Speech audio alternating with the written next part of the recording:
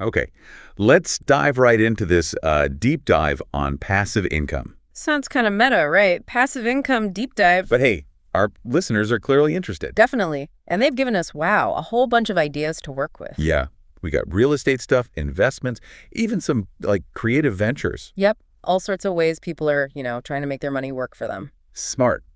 So let's break it down. Let's do it. First up, real estate crowdfunding.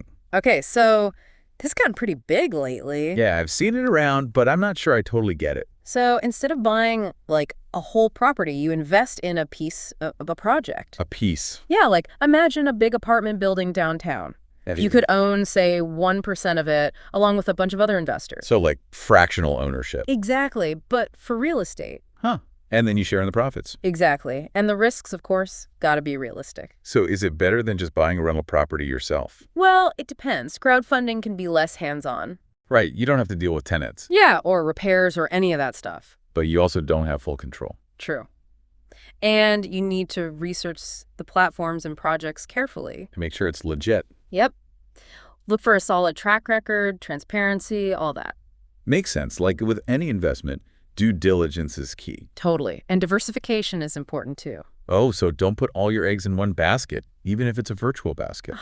Exactly. Spread your investments across different property types, locations. Got it. So similar to stocks, you got to manage risk. Speaking of stocks, we had some ideas about those too, right? Yeah. Dividend stocks and index funds came up a lot. Both good options for potential passive income. Okay, but what's the difference? Dividend stocks, they pay you a share of the company's profits regularly.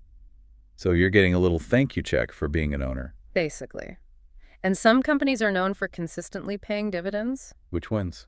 Think utilities, consumer staples, stuff people always need. Reliable, like even when the economy's doing weird stuff. Right. Now, index funds and ETFs, they're different. How so? They track a whole basket of stocks, like the S&P 500. So you're investing in the overall market performance. Yep. Instant diversification, less risky than picking individual stocks. And some of those stocks probably pay dividends too, right? They can, yeah. So you get potential growth and some passive income. Interesting. So many options with stocks. There are. And we haven't even gotten to the creative stuff. Oh, yeah. Our listeners had some cool ideas about that. Digital products, online businesses, the whole shebang. The appeal there is like you create it once and it keeps earning. Right. Scalability is the magic word. But is it really that easy? Make money while you sleep. Sounds too good to be true. It does. And it's not like completely effortless. You still got to work, right? Oh, yeah. Creating a high-quality product takes time and effort. And marketing it. Absolutely. Got to reach your audience, build that buzz. So it's still a business, even if it's digital. It is. But the potential is huge if you do it right. What kind of stuff are we talking about here? Ebooks, online courses, even those automated e-commerce stores. Like drop shipping and stuff. That's one example. It's all about finding a niche, solving a problem. And if you already have a passion or skill, even better, right? Totally. Leverage that expertise, turn it into something valuable. Speaking of creativity, we can't forget royalties and licensing. Oh, that's a fun one for the artists and creators out there. So like musicians, photographers, writers. All of them. You license your work for use in different places. Like a song in a movie. Exactly. Or a photo in an ad, or a design on a t-shirt. So instead of selling it once, you get paid every time it's used. Right. It's ongoing income, maybe not consistent, but it adds up.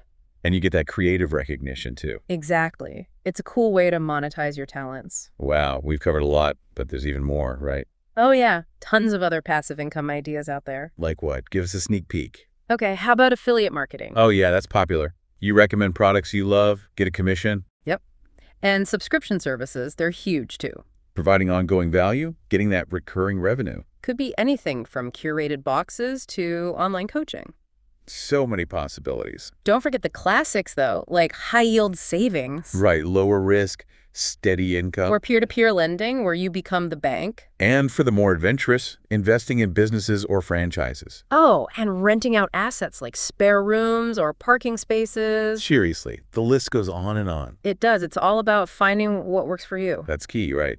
Matching your skills, interests, risk tolerance. Exactly. And doing your research, that's crucial. So, before we wrap up, Any final advice for our listeners? Don't be afraid to start small. Experiment, learn, and scale up as you go. Great advice. So, to our listeners, take all this info, get inspired. Find what excites you, do your due diligence, and jump in. We can't wait to hear about your passive income success stories. Yeah, let us know what you're trying. Thanks for joining us on this deep dive into passive income. Until next time. See ya.